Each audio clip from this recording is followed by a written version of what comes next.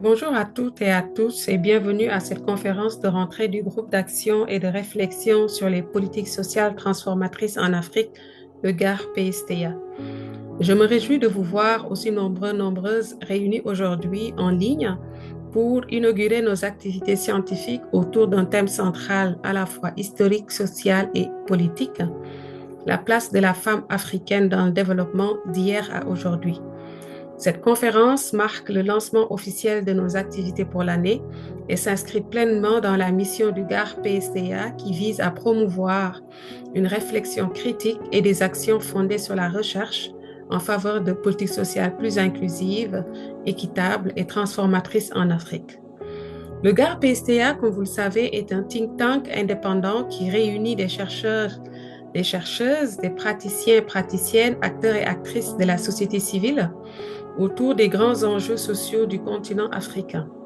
Nos travaux portent notamment sur les politiques sociales, le genre, les inégalités, la gouvernance et le développement, avec une attention particulière à l'articulation entre recherche académique, action publique et réalité sociale. C'est donc tout naturellement que nous avons choisi pour cette conférence de rentrée de mettre au cœur de la réflexion la question du rôle et de la place des femmes africaines dans le développement et surtout dans le processus de développement. Nous avons donc l'honneur et le grand plaisir d'accueillir aujourd'hui Madame Hawa Bokar Lital. Madame Lital est docteur en sociologie, experte en développement international, en genre, en environnement et en développement durable. Elle est consultante internationale et a collaboré avec plusieurs agences du système des Nations Unies, notamment le FNIAP, l'UNESCO, ainsi qu'avec des institutions publiques, des ONG du Nord et du Sud et des organisations de recherche et de développement. Elle est également autrice de plusieurs ouvrages de référence, parmi lesquels Cheikh Anta Diop, L'humain derrière le savant et De la reine de Saba à Michelle Obama, africaine, héroïne d'hier et d'aujourd'hui. Conférencière internationalement reconnue, ses travaux portent notamment sur les politiques de genre, la justice sociale, le dialogue interculturel, la lutte contre les violences faites aux femmes et les mutilations génitales féminines. Son parcours à la croisée de la recherche, de l'expertise et de l'engagement fait d'elle une voix particulièrement légitime pour éclairer notre réflexion aujourd'hui. Madame Lital, nous vous remercions par avance pour votre contribution et pour l'éclairage que vous allez nous apporter sur les trajectoires, les luttes et les apports des femmes africaines au développement d'hier à aujourd'hui. Vous avez à présent la parole. Vous avez demandé de parler de la femme africaine dans le développement d'hier à aujourd'hui.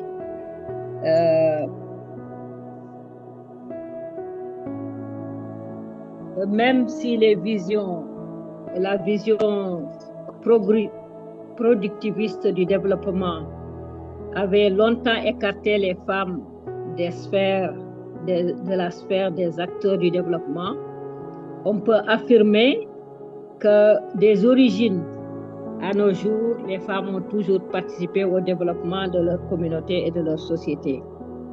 Dans l'Afrique traditionnelle, les actions productrices se faisaient en complémentarité avec celles de l'homme, que ce soit dans l'agriculture, la pêche, l'élevage.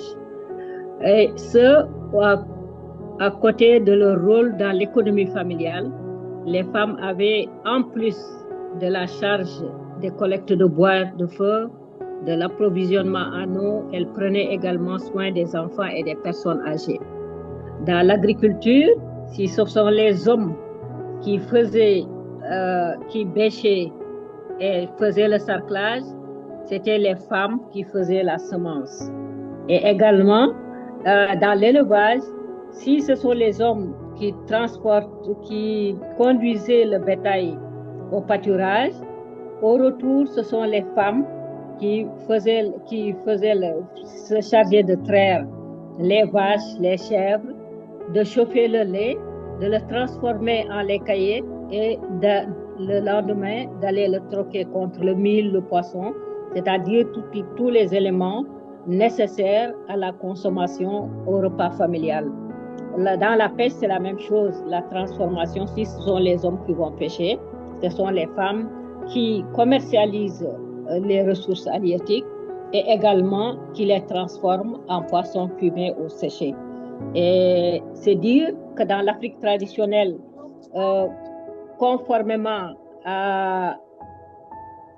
antérieurement à toute intervention étrangère, comme avait coutume de dire mon maître à penser, Cheikh Anta Diop, le rôle de la femme africaine était central. Cependant, cette division sociale du travail entre les hommes et les femmes, qui assurait une stabilité des sociétés africaines, voire leur richesse, sera interrompue par l'entrée violente d'étrangers en Afrique dans le but de dominer, d'exploiter et pire de procéder à une ponction importante de la population africaine pour la mener en Europe et en Amérique comme force de travail dans le nouveau continent. Vous aurez compris que je parle de l'esclavage et de la colonisation. À ce propos, un des fils de ces colonisateurs esclavagistes mais honnêtes intellectuels, le journaliste Jacques Guéry, dans son livre Le Sahel de demain, catastrophe ou renaissance, témoigne. Je cite: conquête et pénétration, l'intervention européenne a partout brisé les organisations autochtones et a partout perturbé et modifié profondément les conditions d'existence des populations vaincues, dont celles des femmes. N'est-ce pas? Ce constat nous conduit à aborder un des rôles des femmes africaines dont on parle peu ou pas. À côté de leur rôle dans le développement économique, social, politique et culturel que mentionne la note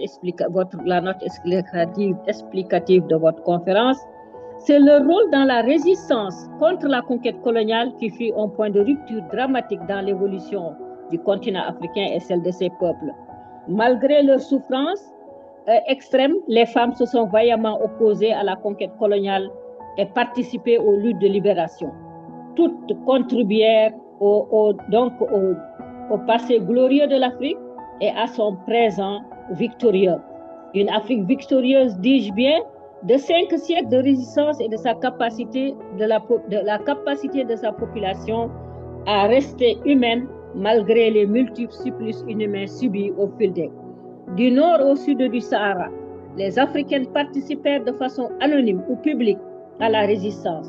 Femmes d'exception, certaines des héroïnes qui subirent la violence, les conquêtes de violence coloniale à la hauteur de leur courage, de leur détermination et à protéger leur peuple de l'asservissement et de l'exploitation. Ce fut le cas des Amazones d'Abomey, de l'actuel Bénin, de l'Amazone du Nord, l'Alafane Mansoumer de l'Algérie, de la reine Alcitoune Diatta du sud du Sénégal, de Ndatayala au nord du Sénégal, d'Anzinga de l'Angola, et des mères et des fiancés des tirailleurs ouest-africains, sénégalais, dits tirailleurs sénégalais, et celles des tirailleurs algériens de ces types Guelma et Kharatra et bien d'autres. Les Africaines, surtout les héroïnes africaines, subirent des crimes colonialisme que sont le harcèlement, la déportation, l'incarcération, l'arrachement de leurs enfants, les meurtres massifs de leur peuple, l'exploitation de leurs terres, le vol de leurs œuvres sacrées dénommées objets d'art en Occident, de viols, de meurtres. L'historiographie africaine et encore moins l'école coloniale en fait très peu cas. Donc, eu égard aux énormes sacrifices, à mon avis, consentis par les femmes pour la liberté de leur pays et la dignité de leur peuple, ainsi que des crimes coloniaux de tous les genres qu'elles ont subis, une reconnaissance puis une justice réparatrice s'impose. Je pense que les jeunes militantes féministes que vous êtes devraient s'engager dans cette voie-là. L'Afrique conquise, une fois conquise, l'Afrique entra dans l'économie de marché, c'est-à-dire le marché des Occidentaux, et soumise aux théories des économistes qui n'évaluaient le travail qu'à l'aune de la croissance, à savoir une augmentation quantitative. Leur économie de type classique porta un large préjudice aux femmes africaines. À Randa, ça va? Vous m'entendez bien? D'accord. À rendre invisible leur travail. Et soutient que ne produisant pas une valeur monétaire, leur travail ne fait pas partie de la production marchande. Elle constitue simplement, à leurs yeux, un travail domestique non rémunéré. Ainsi, pendant longtemps, les politiques de développement écartèrent les femmes africaines de la sphère du développement, allant jusqu'à affirmer qu'elles ne travaillent pas. Pourtant, en milieu rural, elles effectuent jusqu'à 17 heures de travail sur les 24 heures que compte une journée. C'est dire que l'économie classique, en focalisant sur le marché, a maintenu une mesure restrictive du travail pénalisant la reconnaissance économique du travail. Il faudra attendre les années 50 pour voir la prise en compte des femmes dans le développement, l'apparition de développement, l'apparition de l'approche genre et développement qui analyse les différents rôles sociaux et la façon dont ces rôles sont assumés par les femmes et les hommes dans les activités reproductives, communautaires, politiques, décisionnelles. Elle met mieux en exergue les inégalités entre les hommes et les femmes, aussi l'apport des femmes dans le développement communautaire, culturel, économique. Tant l'approche genre que celle du développement humain apparues respectivement dans les années 50 et 80 ont reconnu leur apport au développement. L'apport genre en particulier visant une société plus égalitaire, privilégie un développement centré sur l'humain, des relations égalitaires entre les hommes et les femmes.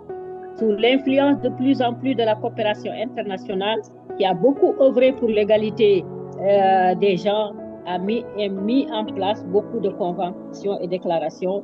Beaucoup d'États africains parlent de plus en plus de l'autonomisation des femmes. Un autre secteur, celui important de la politique, après les indépendances africaines, je parle ici de développement de femmes africaines et développement politique. Après les indépendances africaines, j'espère qu'il me reste assez de temps, et même un peu avant, les filles accédèrent peu à peu à l'éducation primaire, surtout primaire et secondaire, ainsi qu'au travail rémunéré en tant qu'enseignante et infirmière. Certaines se lancèrent dans l'entrepreneuriat féminin. Quelques-unes parmi elles devinrent des femmes d'affaires reconnues à travers le monde, telles que Folo Runshaw à la Kija, et d'autres, de célèbres artistes, tels que Myriam Makeba, Mahawa Kouyaté de la Guinée-Mali, et Magdalena Odondo, une céramiste kenyane. Elles participaient ainsi au développement économique. Au fil des temps, les femmes poussèrent plus loin leurs études jusqu'à l'université. Leurs diplômes sous le bras, c'est-à-dire des licences, des maîtrises et même des doctorats, elles deviennent des professeurs, des avocats, des médecins, des chercheurs. Militantes, elles s'engagent politiquement et arrivent à accéder à des postes de responsabilité politique, tels que le poste de député, de maire, de ministre. Aujourd'hui, elles sont dans les instances internationales. On peut évoquer la figure marquante de Ngozi Okonjo-Iweala, qui est DG de l'OMC, l'Organisation mondiale du commerce. Et quelques-unes sont arrivées à briser le plafond de verre au point d'atteindre la magistrature suprême. Je mets l'accent sur la dimension politique parce que dans la plupart des cas, l'apport des femmes sont occultés. Alors que selon la journaliste de Voice of America, VOA, Nathalie Barge, je cite, la représentation des femmes en politique est en hausse dans le monde et en Afrique, elle s'affirme dans les instances dirigeantes, jouant pleinement le rôle de pionnière, bien que minoritaire, à l'exception de quelques pays comme le Rwanda. Elles parviennent à s'imposer au sommet de l'État. Fin de citation. En effet, parmi la soixantaine de femmes présidentes dans le monde, 12 sont des Africaines, presque un quart, ce qui constitue, à mon avis, une avancée majeure, surtout eu égard à la trajectoire bloquée par le colonialisme et le néocolonialisme contre leur continent, et surtout en comparaison avec d'autres continents qui se disent démocratiques et développés. Par exemple, la France n'a pas encore connu de présidente, bien que Ségolène Royal ait eu la chance de le devenir. Ce fut dans son propre parti qu'elle fut combattue. Il en est de même aux États-Unis, où Hillary Clinton, dont Barack Obama disait « Hillary est meilleure que Bill et moi réunis ». Cette grande dame, emporta effectivement les élections par des voix, mais les grands électeurs décidèrent d'accorder la victoire à M. Trump. Quant à Kamala Harris, malgré ses compétences, sans et une embûche se dressèrent sur son chemin. au point qu'elle perdit les élections face à M. Trump en 2024, une fois de plus. Dans plus de 4 décennies après les indépendances, c'est-à-dire dans les indépendances, c'est autour des années 60, et donc autour des années 2000, quelques femmes accédèrent au poste de présidente de la République. Parmi celles-ci, Ellen Johnson Sirleaf du Libéria, qui fut la pionnière. Le 16 janvier 2006, elle devient la première présidente élue en Afrique. Elle sera réélue en 2011 et assurera un second mandat jusqu'au 22 janvier 2018. Madame Joyce Banda sera nommée présidente de Malawi le 20 septembre 2016. De par son ingéniosité, elle arrive à briser les cycles de violence et de la pauvreté dans son pays. En 2014, Forbes la désigne la 40e femme la plus puissante au monde et la femme la plus puissante en Afrique. N'est-ce pas? La Mauricie est même arrivée à avoir des femmes scientifiques au pouvoir. Ce fut Dr Agnès Ozan-Belpo qui devint présidente par intérim en 2012 également. Aussi, Amena Gurib Fakim, chercheuse reconnue en phytothérapie et de biodiversité, qui assura la présidence de 2014 à 2018. Notons qu'elle a beaucoup œuvré dans la sensibilisation au réchauffement climatique, une préoccupation de l'heure pour la planète entière. En juin 2016, elle figurait sur la liste de Forbes parmi les 100 femmes les plus puissantes du monde et la première parmi les 100 femmes influentes en Afrique sur la liste 2017. En République centrafricaine, Mme Catherine Samba Panza assura la présidence de transition durant un moment trouble de son pays confronté à une rébellion armée. Au pouvoir de janvier en 2014 à 2016, elle tenta de restaurer la paix en réconciliant les groupes armés qui se dénommaient Anti-Balaka et ex-Seleka.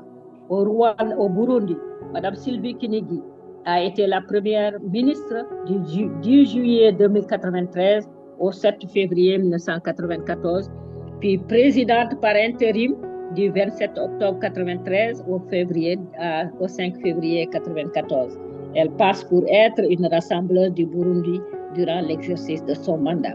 Au Gabon, Mme Rose Francine Rogombe, présidente entre les deux Bongo, elle exerça la présidence par intérim de juin 2009, après la mort du président Omar Bongo, le 9 juin 2009, et elle prépara les élections qui a vu la victoire de son fils Ali Bongo. Le Libéria a été gouverné par celle qu'on appelle la matriarche, Mme Ruth Perry, qui fut présidente par intérim du Conseil d'État du Libéria du 3 septembre 1996 au 2 août 1997, à la suite de la première guerre civile.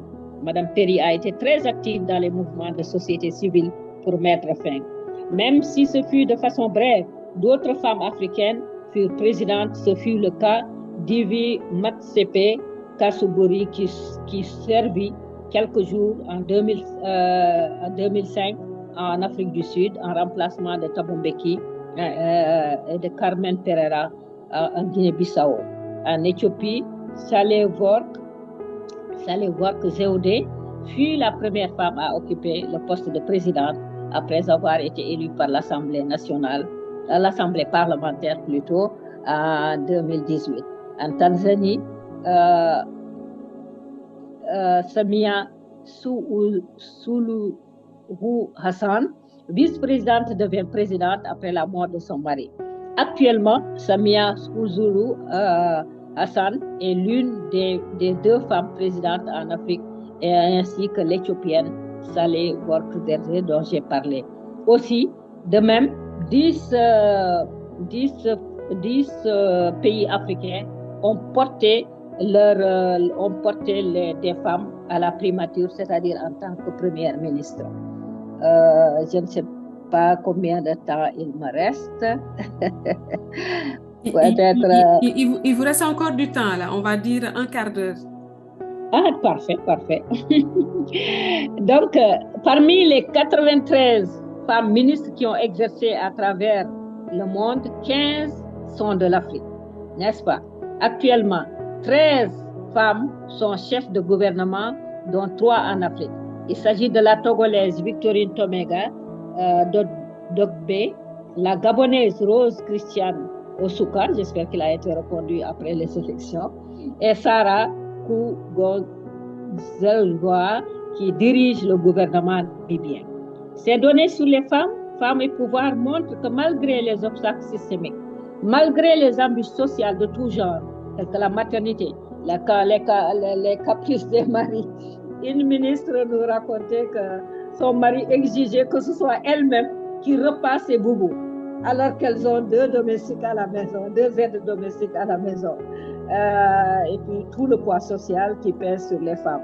Les femmes arrivent à percer le plafond de verre et à accéder aux instances de décision et sur la scène internationale. Donc je pense que avec tout ça, c'est là, vous les jeunes chercheurs féministes que vous êtes,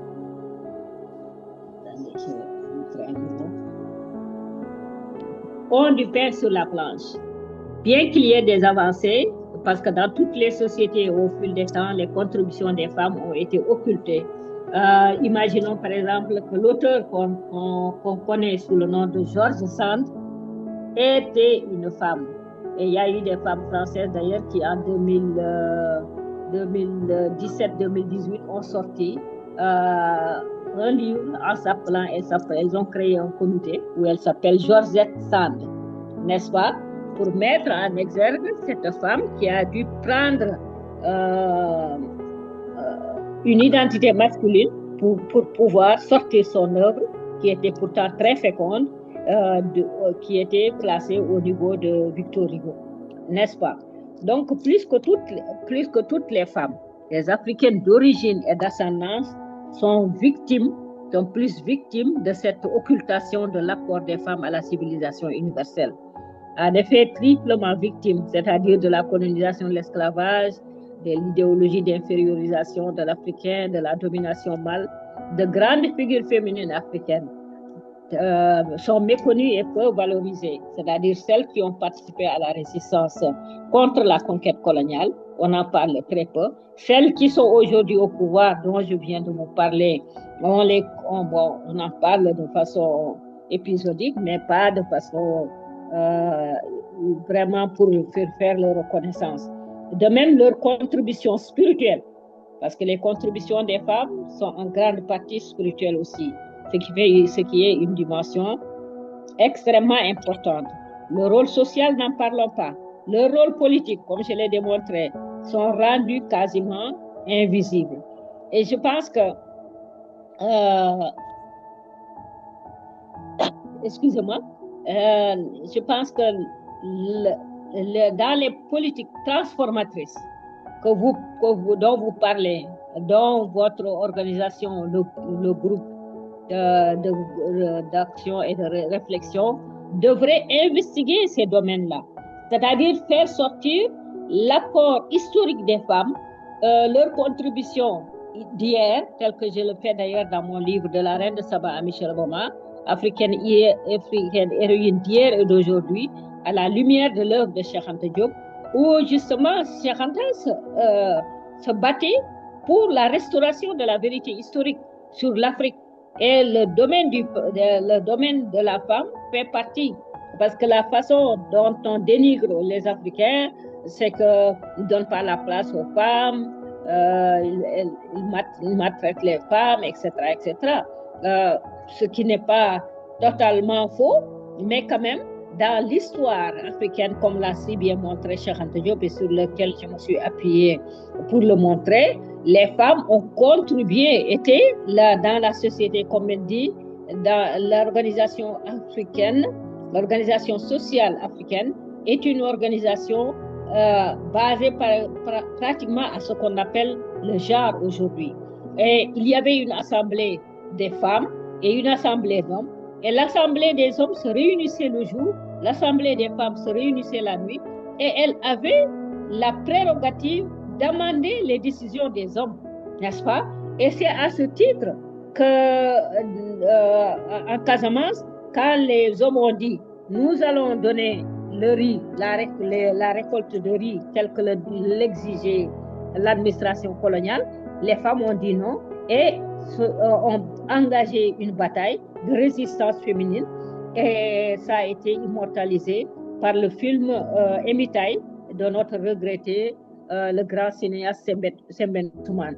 C'est à ce titre également que dans la bataille contre le général Dodds, les femmes ont décidé de se battre et non pas de priser. On sait, les Amazones du Dahomey, et qui ont montré, d'ailleurs il y a un très beau film sur elles, qui ont montré une résistance extraordinaire pour protéger leur pays et leur peuple, et qui grâce à la supériorité militaire des colonisateurs, qui ont été massacrés, de 4000, elles n'étaient que 50 à la fin de la guerre, que les dominateurs n'ont pu gagner, que grâce à leur supériorité militaire, mais aussi grâce à beaucoup d'intrigues, dont des trahisons et autres. Cependant, malgré une trajectoire parsemée d'embûches, aujourd'hui plus qu'hier, la femme africaine occupe une position centrale et incontournable dans le développement social, culturel, économique et politique du continent africain. C'est grâce à leur volonté d'avancer et à leur force mentale. Par exemple, on sait qu'aujourd'hui, dans l'éducation, les filles sont de plus en plus majoritaires dans l'éducation. Et cela à tous les paliers, pas seulement au primaire, mais également même au collège, etc. Et elles obtiennent de meilleurs résultats. Ça, c'est prouvé aussi bien en Europe qu'en Afrique d'ailleurs. Par exemple, donc c'est là aussi une autre piste on sait que, comme disait Nelson Mandela, l'éducation est l'arme la plus puissante pour changer le monde, n'est-ce pas? Et c'est exprès justement que les Occidentaux, quand ils sont venus pour dominer et exploiter, ils ont combattu les lieux de savoir, aussi bien en Algérie avec l'émir Abdelkader, qu'en Afrique de l'Ouest avec Cheikh Omar al-Foutiyou, qui dirigeait la résistance contre la conquête coloniale. Ils se sont attaqués à leur bibliothèque. L'extraordinaire bibliothèque de l'émir Abdelkader a été éparpillée aux 80. La bibliothèque de Cheikh Omar Foutiyou, qu'ils ont pris de son fils Amadou, a été transportée simplement en Europe, n'est-ce pas? En France précisément, où sont archivés au Muséum du Havre et aussi au musée Quai Branly de Chirac. Vous avez vu, je ne sais pas si vous avez remarqué dans les médias, son petit-fils, mon cousin, mon frère Tiano Madari, qui est allé justement sur les pas à la recherche de ces documents-là et qu'ils ont été obligés de présenter et dont on demande de plus en plus la restitution. Ils ont restitué un objet, le sabre de lutte de résistance, il y a quelques années de ça. Un seul objet sur 518 éléments, dont des livres, des bijoux, etc., etc. Donc, les pistes de recherche que vous devez porter aujourd'hui comme politique transformatrice sont nombreuses et variées pour cette jeune génération de chercheurs féministes, de femmes, de jeunes dames engagées que vous êtes, et je vous félicite encore à nouveau. J'avais demandé à Fatih vraiment de vous transmettre mes félicitations. Je suis très très fière de vous. Il y a énormément à faire dans les recherches historiques, la revendication pour la reconnaissance des femmes, de la voyance des femmes africaines, d'abord dans leur propre pays, d'abord sur leur propre continent, c'est-à-dire par des institutions comme l'Union africaine et autres, mais aussi la reconnaissance des crimes coloniaux qu'elles ont subis et aussi leur réparation, la réparation, n'est-ce pas? D'ailleurs, au moment où moi j'étais en Algérie à une conférence sur les crimes coloniaux, et la réparation organisée conjointement entre l'État algérien et l'Union africaine, se passait au Sénégal le 1er décembre, la commémoration le 81e commémoration du massacre des tirailleurs sénégalais. Dans cette même énergie que les États mettent pour reconnaître le massacre des tirailleurs sénégalais, c'est-à-dire ouest africains, en fait, on les appelle tirailleurs sénégalais, mais ils ont été de toute l'Afrique de l'Ouest, des 17 pays de l'Afrique de l'Ouest, et aussi en Algérie, que ce soit à Sétif, Guelma cette même énergie doit être utilisée pour la reconnaissance de la vaillance des femmes africaines. Leur histoire, c'est des grandes héroïnes qu'on doit mettre en exergue, comme le proposer justement à la jeunesse africaine présente et future, ces modèles, afin que leur mémoire collective ne soit pas imprégnée simplement de domination colonialiste, de conquête, etc., mais aussi qu'on montre que face à ces tentatives de conquête, il y a eu des résistances, non pas seulement des hommes, mais également des femmes, et aussi qui se sont engagés dans leur lutte de libération. Donc, c'est pour vous dire, mesdames, et certainement vous avez auprès de vous des hommes féministes qui travaillent avec vous, que les politiques transformatrices, il y en a beaucoup, et je vous félicite de vous engager dans cette voie, et je vois que la relève est assurée et bien assurée. Je vous remercie. Merci beaucoup, beaucoup, beaucoup, Madame Docteur Hawa Bokar-Littal, pour cette belle intervention. Moi, je vous aurais laissé parler encore, encore plus. Je oui, mais... mais je vais être un peu disciplinée. Oui, mais vous l'avez été, hein, je vous rassure, parce que vous êtes resté dans le temps à 1 minute près. Et donc, voilà, moi, je vous aurais laissé, hein, pour une fois, je vous aurais laissé parler. Et puis, bon, tant pis si on n'a pas tant d'échanges. Donc, voilà, mais bon, merci beaucoup vraiment encore pour cette belle intervention riche, stimulante et profondément éclairante.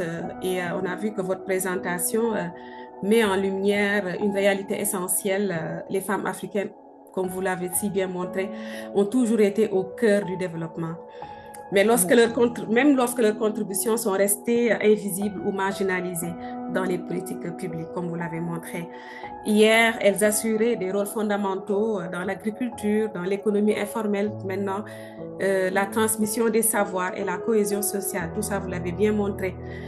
Pourtant, les modèles de développement dominants ont longtemps ignoré ces apports en privilégiant des approches peu sensibles vraiment à ces réalités-là. Vous nous avez également lancé un défi, hein? Vous avez évoqué pas mal d'enjeux, hein?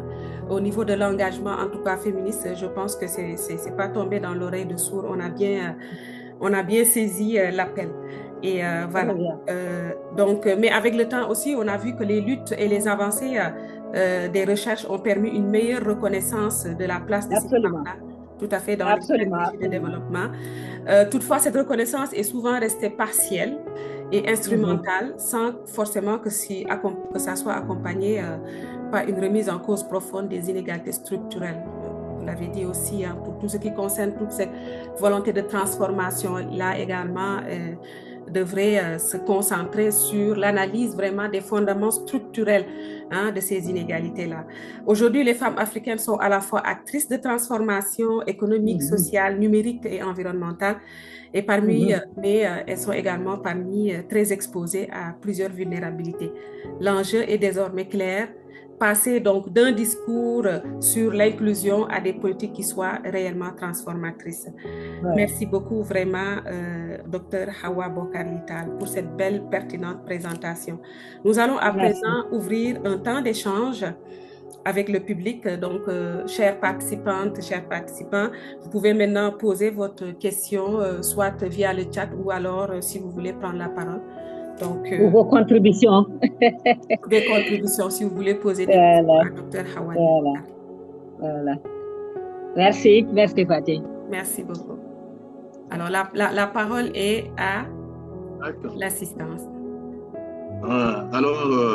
Je voudrais d'abord remercier la conférencière, le Dr Hawa, pour la qualité sa présentation, pour ses analyses pénétrantes et très documentées, et surtout pour l'aspect historique qu'elle a mis en relief.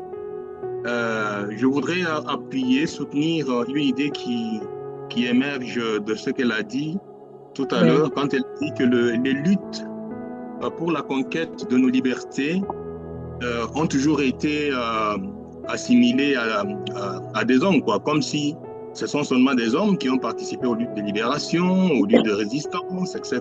Ouais.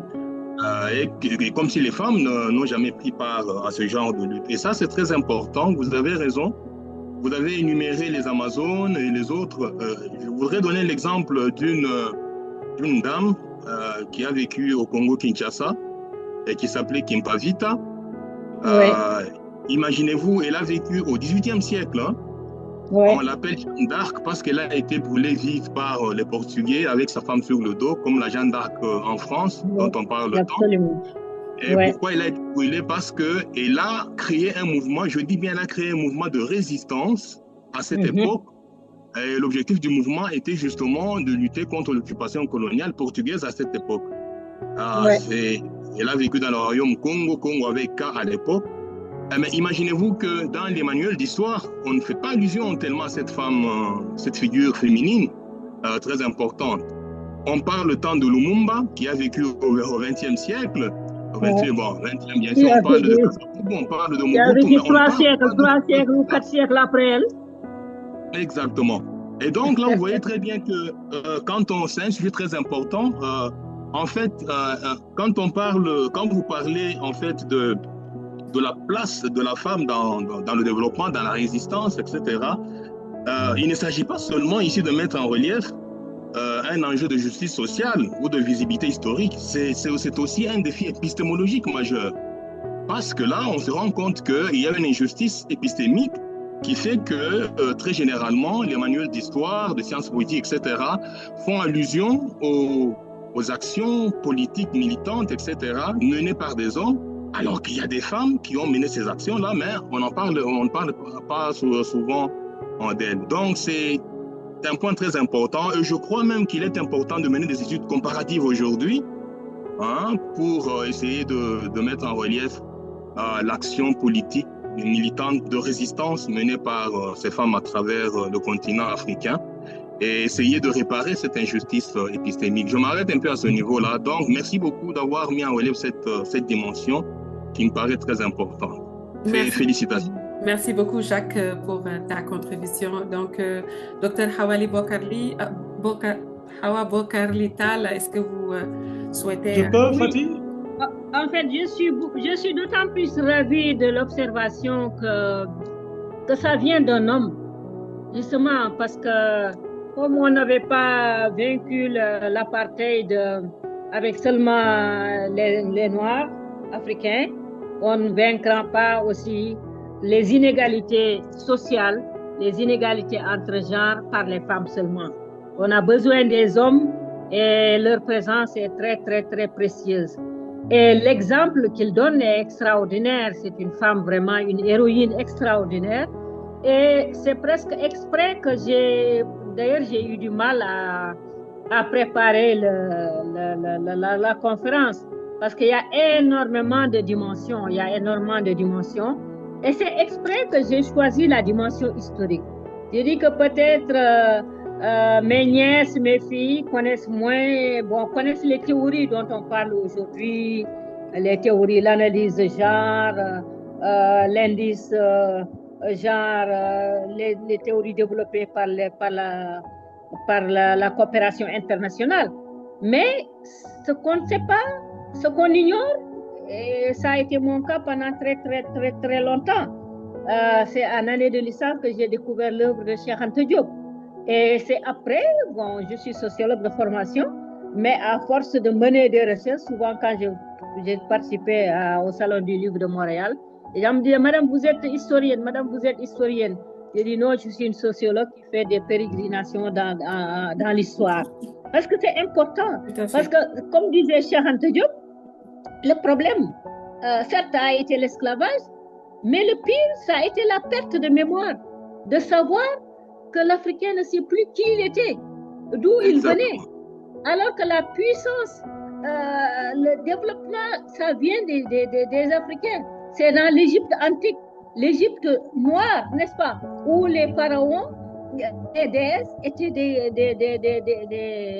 des Noirs, comme vous et moi, n'est-ce pas, ou même plus, n'est-ce pas?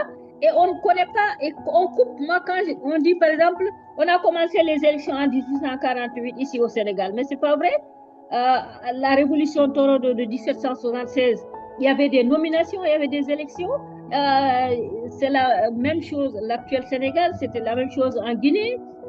C'est la même chose chez les Lébous, la nomination et les Lenghers, les femmes ont participé plus que de loin que l'Europe, de telle sorte que moi j'avais le choix entre présenter les grandes théories de développement, mais c'est des théories étrangères.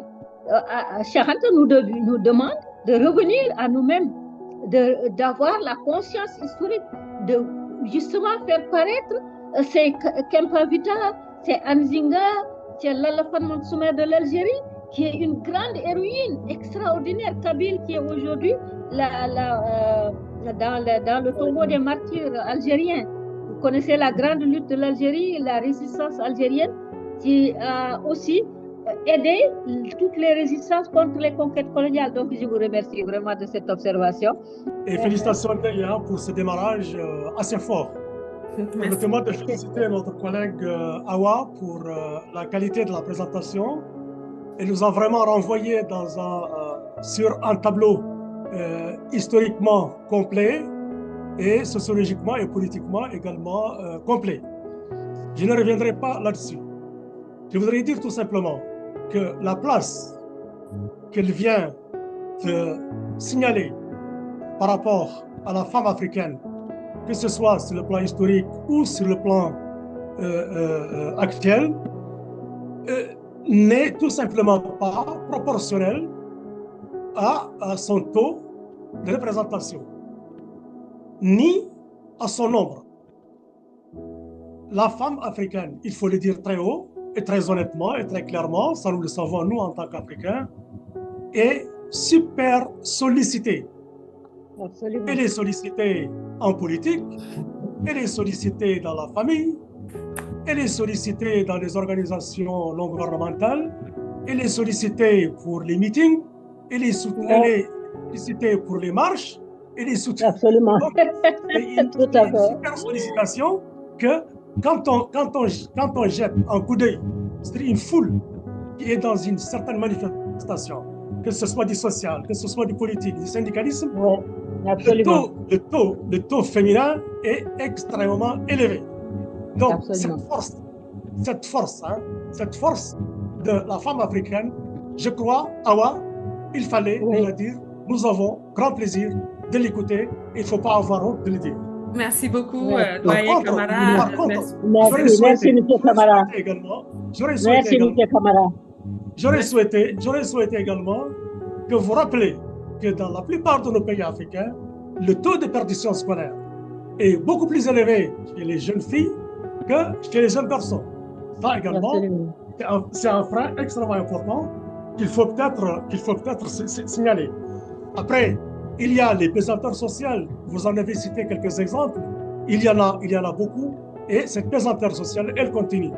Heureusement qu'il y a des femmes comme vous, comme Ndaï et d'autres, celles que vous avez citées dans l'histoire. Il y en a certaines que je connais, d'autres que je ne connais pas. Et celles qui sont aujourd'hui sur la scène, que ce soit sur la scène scientifique, intellectuelle ou politique, syndicaliste, etc., ou même dans la vie sociale, hein, il y a plusieurs exemples. Parfait. Donc, félicitations, Awa, et merci beaucoup pour le tableau. Merci beaucoup pour cette belle contribution. Donc, sans transition, je donne la parole à Marie. Marie? Alors, merci beaucoup, chère Awa. Je me rappelle, je vous ai connu à Montréal quand je venais d'arriver à Montréal en 2002. Donc, oui, vous étiez à Montréal et puis je vous voyais très, très active pendant ce temps-là et après, je vous ai perdu de vue. Bon, mais je suis très heureuse de vous entendre aujourd'hui. Et je suis d'accord avec vous que on note on note avec tristesse que l'apport des femmes dans toutes les sphères de la société, que ce soit politique, économique, et même culturelle, on fait face à une cancel culture. Quand on parle de cancel culture, c'est qu'on efface, hein, on efface tout ce que les femmes peuvent apporter parce qu'on est dans des sociétés patriarcales en général ou dans des sociétés où la domination masculine est quand même quelque chose d'omniprésente et dans toutes les sphères. Et c'est regrettable aussi, hein, vous avez parlé des femmes qui occupent des hautes fonctions politiques en Afrique.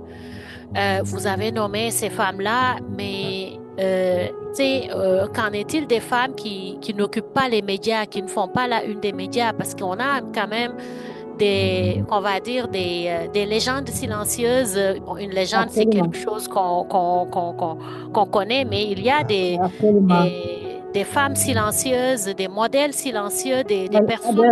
Des femmes anonymes. C'est ça, dont on ne parle pas parce qu'elles n'ont pas fait des études supérieures, parce qu'elles sont pas médiatisées. Et même celles qui sont dans les médias ne sont pas toujours bien présentées. Je pense à Samia Suluhu Hassan, qui est présidente de la Tanzanie et puis qui a été tristement célèbre depuis les dernières élections en Tanzanie en novembre 25. On a parlé de manifestations qui ont été réprimées dans le sang, qui étaient contre son élection et malgré tout, elle est là. Et ça l'a fait vraiment une publicité très, très négative sur les femmes au pouvoir. On parle d'au moins 800 000 morts. Et évidemment aussi, quand on parle des femmes, ça c'est dans le milieu politique, souvent, bon, tu sais, elles sont pas, quand elles font des prouesses, effectivement, on en parle peu, mais quand elles font des méfaits, on en parle beaucoup. Et c'est pareil dans le milieu universitaire, hein. L'universitaire n'est pas extérieur au contexte social ni politique plus large. Et il y a comme une sorte de, je dirais pas haine décomplexée envers les femmes, mais tu sais, on voit de plus en plus que il y a un climat qui fait que, comme femme, rayonner et se faire connaître, même pour faire parler de soi positivement, en général, ça a des coûts, hein, ça a des coûts réels en termes de, on va parler d'exposition et de vulnérabilité des femmes, mais aussi il y a une très grande charge émotionnelle qui vient avec la nécessité constante de s'auto-préserver, tu sais, de se cacher parce qu'on veut pas être le focus, et quand on fait le focus, on peut voir un peu qu'est-ce qui fonctionne pas chez nous. Et tu sais, c'est très triste de vivre cela. Puis je pense qu'il faut qu'on en parle davantage pour juste démontrer la qualité des femmes dans toutes les sphères que vous avez nommées, mais surtout faire connaître des femmes qui sont à l'ombre, qu'on ne voit pas, qu'on n'entend pas, qui n'ont pas la facilité que vous et moi peut-être on a pour parler, et puis qui devraient davantage être valorisées. Et parce qu'on ignore complètement la hauteur de leur contribution, et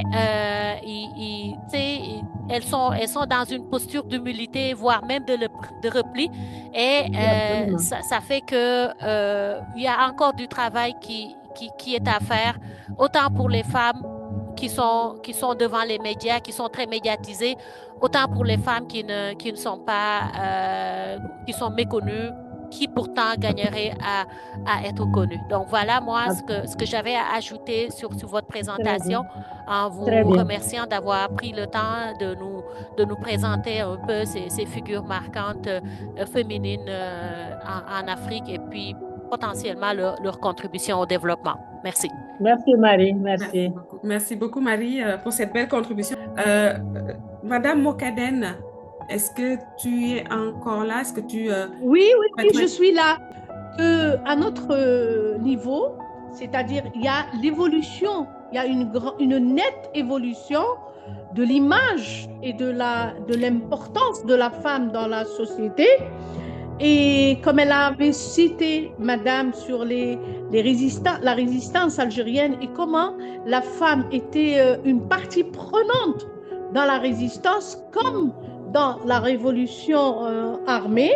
On a, comme elle avait cité l'exemple, par exemple, de Fatma Soumer, on a l'exemple de Lalla Khadija, on a l'exemple aussi de Jamila Bouhirt au 19e siècle, Absolument. de Lakhdari, on a pas mal.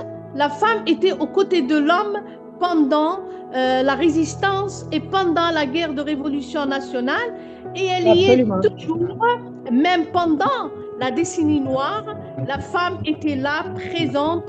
Et si l'Algérie s'est en sortie pendant les années de terrorisme, c'est aussi grâce à la femme qui ont résisté, qui ont fait preuve de courage et d'amour du pays. En plus, chez nous, il y a, je crois que il y a une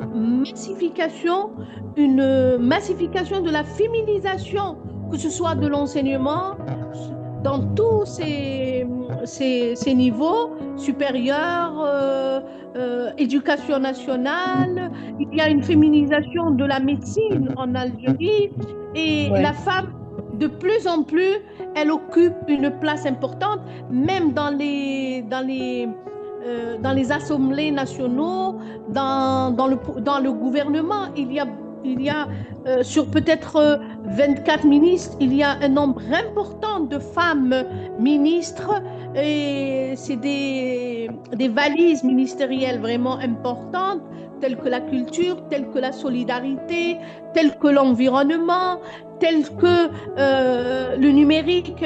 C'est-à-dire, moi je voudrais juste une petite observation qui n'est pas, je ne porte pas atteinte ni préjudice à ce qui a été dit, mais qu'il faut qu'on cesse avec cette idée misérabiliste que la femme est soumise et tout, parce qu'il y a une nette évolution qu'il faut soutenir, qu'il faut encourager au lieu de pleurer notre sort. C'est-à-dire, on est dedans à part entière, il faut garder cette place et travailler pour, c'est-à-dire appuyer cette place et prouver que nous sommes là pour le développement de l'Afrique, pour le développement de nos pays, de nos sociétés. Et je vous remercie et je m'excuse si j'ai été un peu longue. Merci pour cette belle conférence. Merci pour cette rencontre qui m'a permis d'être avec nos frères africains. Merci beaucoup. Merci beaucoup. Est-ce que professeur Sina est toujours là? Et vraiment, je demanderai d'être très bref. Je pense que certains de mes collègues ont déjà répondu à ma préoccupation. Alors, c'est de vous remercier par rapport à ces rencontres et puis vous encourager, parce qu'aujourd'hui, nous touchons un problème crucial, la place de la femme dans la société. Alors, je pense que je remercie notre panéliste, et elle a fait l'historique, la place de la femme avant la colonisation, pendant la colonisation et après la colonisation. Mais aujourd'hui, la question fondamentale, c'est comment promouvoir la place de la femme dans le processus de la bonne gouvernance. C'est ça la question centrale. De la bonne gouvernance. De la bonne gouvernance. Absolument. Voilà, de la bonne gouvernance. Et je pense que certains de nos collègues ont déjà répondu à ma question, parce que c'est vrai que je vous ai écouté avec beaucoup d'intérêt. Alors, il y a une qui a dit qu'il y a certaines femmes qui travaillent dans le monde rural, qui ne sont pas médiatisées. Alors, moi, je pense que c'est sur ces femmes-là, il faut focaliser nos réflexions, comment les faire sortir de cette situation de souffrance et autres. Voilà, et je pense que ces différentes rencontres sont les bienvenues. Je félicite notre panéliste et puis la directrice. Alors, encourager et surtout le groupe d'action et de réflexion pour organiser plus de conférences, des colloques, des rencontres scientifiques pour toucher du doigt cette réalité de la femme dans nos sociétés. Merci beaucoup. Merci Voilà, je beaucoup, vous remercie professeur pour ne pas Sina. Et monopoliser puis, la parole. Voilà. merci, merci. Est-ce que vous souhaitez, docteur Hawa Bokarli, est-ce que vous souhaitez peut-être répondre très rapidement au professeur Sina? Et comme vous avez parlé de politique transformatrice, j'aurais pu parler de ces belles théories qu'on entend depuis les macroéconomistes, etc., tout ça. Et je ne voulais pas tomber aussi dans ce que ma sœur ou ma nièce Khadija parlait justement de l'image misérabiliste de la femme africaine. Voilà, c'est la femme qui fait beaucoup d'enfants, c'est la femme excisée, c'est etc., etc. Les pleurnichards là. Moi, je dis qu'il faut qu'on apprenne. C'est vrai qu'il y a des difficultés, il y a énormément de choses encore à faire, mais il faudrait aussi qu'on sache chanter nos gloires et célébrer nos victoires. Il faut qu'on apprenne à chanter nos gloires et à célébrer nos victoires. Oui. L'Afrique, les Africains viennent de loin, en particulier les femmes, mais ils ne lâchent pas. Et professeur, docteur, un intervenant d'avant, le monsieur qui parlait justement du poids social, monsieur Jacques. Et monsieur Jacques, qui parlait du poids de la charge que prennent les femmes. N'est-ce pas? Non seulement, même si tu es professeur d'université, tu as les charges sociales, tu dois aller quand il y a un baptême, quand il y a un mariage, quand il y a qui doit s'occuper de ton tu dois aller au meeting, etc., etc. C'est une charge mentale extraordinaire. Et moi, je regarde les femmes, je me demande comment elles y arrivent, à commencer par moi-même, bien que je lâche beaucoup de choses. Donc, il y a cette charge-là, mais il faut mettre l'accent sur les acquis, sur les côtés positifs, non pas pour angéliser, mais pour donner des exemples positifs, pour donner l'espoir à la jeunesse présente, à la génération présente et future, que bon, c'est vrai qu'il y a des difficultés, mais il y a eu des grandeurs, il y a eu de la vaillance de la part de la population africaine en général et dont les femmes. Comme il disait, il ne faut pas que cette résistance à la conquête coloniale soit uniquement attribuée aux hommes. Les femmes ont participé. Et en Algérie, ça a été extraordinaire, cette participation des femmes, que les Algériens ont arraché de haute lutte. Je vous dis que je ne pourrais pas vous dire, j'ai été au musée des Moudjahidines, des martyrs de la colonisation, au musée de l'armée. Mais je ne peux pas vous dire la barbarie que j'ai trouvée qu'on a faite contre le peuple algérien, n'est-ce pas? Et la vaillance qu'elle a mis en opposition pour sortir des griffes du colonisateur. Et aujourd'hui encore, qui continue, le peuple algérien continue de se tenir debout. Et partout, ça a été la même chose. Effectivement, il n'y a pas eu seulement ces grandes dames dont on parle. Merci.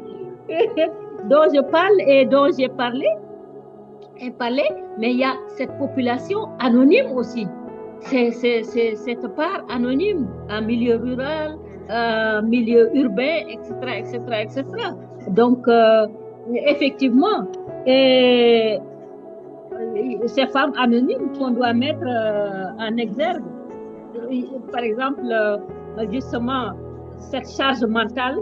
Nous avons eu un grand malheur au Sénégal, c'est de perdre une grande comédienne de 37 ans. Est-ce qu'à la fin de sa vie, elle était déprimée? Je ne sais pas, Fatih, tu en as entendu parler? Tout à fait. Parce qu'elle a été jetée au devant de la scène dans devenir du jour au lendemain star, sans y être préparée, sans être protégée, etc., etc.